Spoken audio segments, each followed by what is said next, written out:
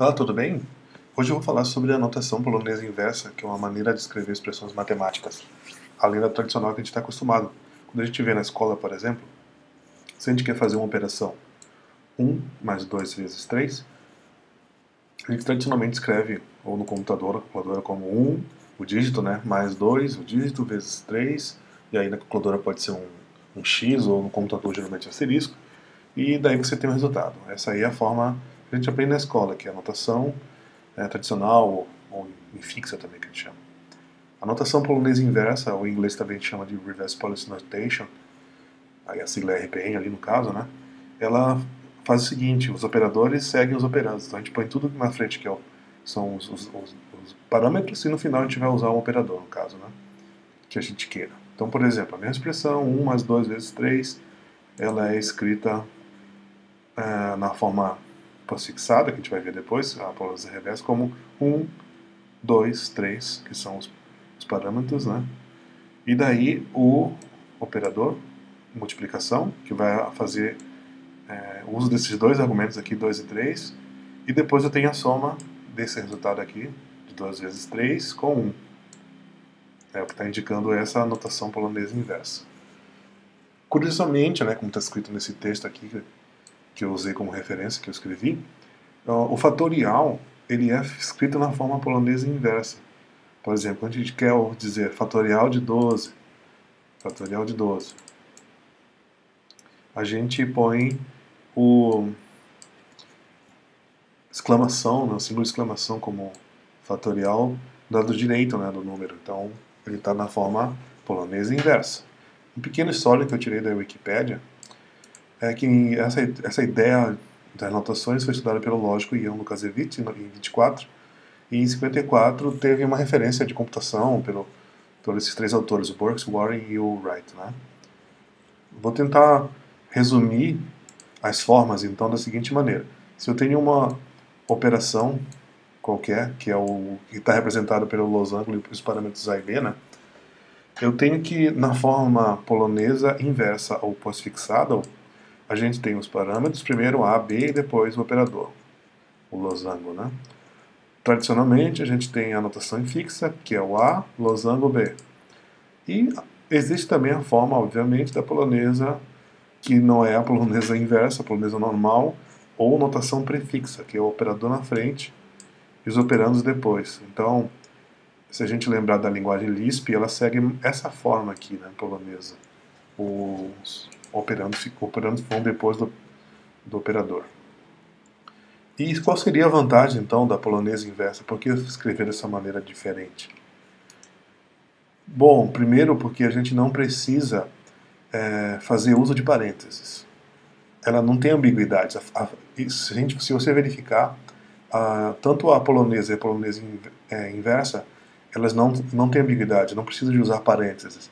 A infixa precisa. Então a gente, no caso, quando a gente tem 1 mais 2 vezes 3, a gente também tem uma ambiguidade, mas a gente sabe que a multiplicação tem precedência sobre a soma. Mas se eu quero dividir com 4, 1 mais 2 vezes 3 dividido por 4, tem uma ambiguidade aí, então eu preciso botar o parênteses antes, então para poder fazer que eu quero primeiro somar 1 mais 2 vezes 3, aí dividir por 4. Se eu passar essa expressão aqui na forma polonesa inversa, eu vou ter o quê? Eu tenho os parâmetros aqui, 1, 2, 3, depois eu multiplico, eu somo, ponho mais o número 4 e divido. Isso é bem interessante, então a gente pode também verificar, através do uso da polonesa inversa, ou da própria polonesa, que também não fica muito difícil de avaliar uma expressão. Se a gente já tem uma expressão dessa forma aqui, a gente consegue calcular o resultado dela mais facilmente, através de um algoritmo que a gente vai ver depois. Primeiro eu queria mostrar aqui a minha emulador de HP48. Eu também tenho uma HP48, depois eu posso até fazer o mesmo exemplo rodando aqui, mas eu vou fazer como é que eu faria essa operação. 1 mais 2 vezes 3 dividido por 4. Tenho 1, fazer de uma forma bem simplificada. 1, 2, empilha. Note que a pilha dessa HP está de baixo para cima, o topo está embaixo. O 2 está no topo. Agora eu vou botar o número 3, vou empilhar, vai ficar no topo. Vou fazer uma operação de multiplicação. O resultado ficou 6, voltou para a pilha. Vou fazer a soma. Então tenho 7, que é o resultado de 1 mais 2 vezes 3. Agora eu vou empilhar o 4 e vou fazer a divisão. O resultado é 1,75, que é o esperado porque aqui está usando ponto flutuante, não é uma operação inteira. Legal. Então, essa é a maneira de você fazer o uso das HPs 48 e também outras calculadoras da HP da família tem essa forma de escrita de RPN que chamam, né, notação polonesa inversa. E agora vem a grande pergunta, né? Como é que a gente calcula o resultado? Como é que facilita utilizando a polonesa inversa calcular esse resultado? É que o algoritmo é muito simples, como a gente pode ver aqui.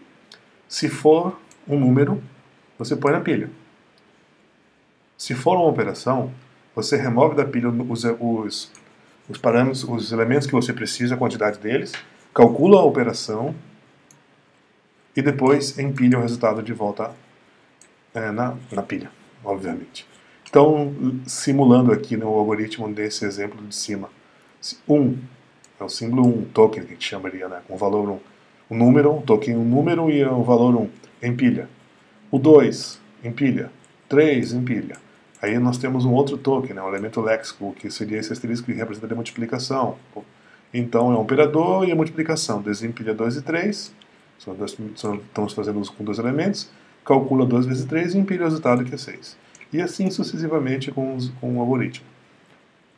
Então, eu acabei implementando esse algoritmo em Python, utilizando um tokenizador do próprio Python, que é esse tokenize aqui. E é uma calculadora muito simples que faz só mais menos multiplicação e divisão. Eu começo lendo a entrada padrão e chamo a função calculate. Calculate vai pegar, transformar essa entrada num streaming de tokens, né? E depois eu vou avaliar esse tokens aqui com a função evaluate, né? O parse só chama o tokenizer generate tokens, né? E retorna. E o evaluate que é o principal. Eu tenho que ter uma pilha para poder fazer as operações. Eu chamei de stack, né? E aqui eu varro todos os tokens e jogo entre o elemento do token e o valor dele. A gente vai ver isso aqui embaixo, eu deixei bem simplificado. Então aqui tem todas as decisões que eu preciso tomar. Quando eu recebo um número, eu vejo que o token é um tipo do número, e o que eu faço? Eu anexo dentro da pilha, faço um push, né? Mas aqui é append no caso do Python, e transformo em ponto flutuante o valor e jogo dentro da pilha. Aí tem várias questões que envolvem operações. Então, tokenize.op, que é o token ser um operador, né? E o valor dele vai ser o elemento que ele está fazendo referência, mais, menos, multiplicação, tudo mais. O que eu faço? Em todos os casos eu tenho que eu pegar os dois parâmetros, né, x, y, aí eu pego pela ordem aqui, e faço o pop, né, para poder tirar da pilha, e faço a operação e empilho de novo o resultado. Então, eu faço x mais y e faço de novo um anexo dentro da pilha, que é o push, né, fazer um push na pilha, que seria o termo que se mais usa. O menos também, multiplicação, divisão. Aqui é um elemento, aqui é um caso especial. Toda vez que eu apertar o Enter, ele vai mostrar a pilha para mim. É só para poder ter uma visualização mais imediata, porque eu vou executar agora o código aqui. Eu tenho ele aqui em mãos. Eu vou chamar calculator. Então, eu tenho então aqui 1, 2, 3 vezes mais 4 dividido. 0,75. Vamos fazer passo a passo. Eu ainda tenho esse resultado 1,75 na pilha. Vou empilhar 1. Da direita para a esquerda você está vendo 1 e depois 1,75. Vou empilhar o 2. Vou empilhar o 3. Vou fazer a multiplicação, vai dar 6. O topo da pilha está com 6. Vou fazer o mais agora, vai ter 7. Vou empilhar o 4, que transformou em ponto flutuante também. É 4,0, né? Faço a divisão, 1,75. Então, essa calculadora está funcionando parecida com o HP 48. E como está descrito aqui nesse algoritmo, né? Então, basicamente, é assim que funciona a notação polonesa inversa, é bem interessante. E existe uma linguagem de programação chamada linguagem Forth, que toda a linguagem trabalha dessa maneira, com uma pilha, né, e uma notação polonesa inversa. E a gente vai ver isso no próximo vídeo, porque é uma linguagem que eu gosto, não sou um profundo conhecedor, mas eu me interesso, eu gosto, e eu pretendo explicar no próximo vídeo. E bom, espero que tenha sido de alguma forma interessante e até o próximo.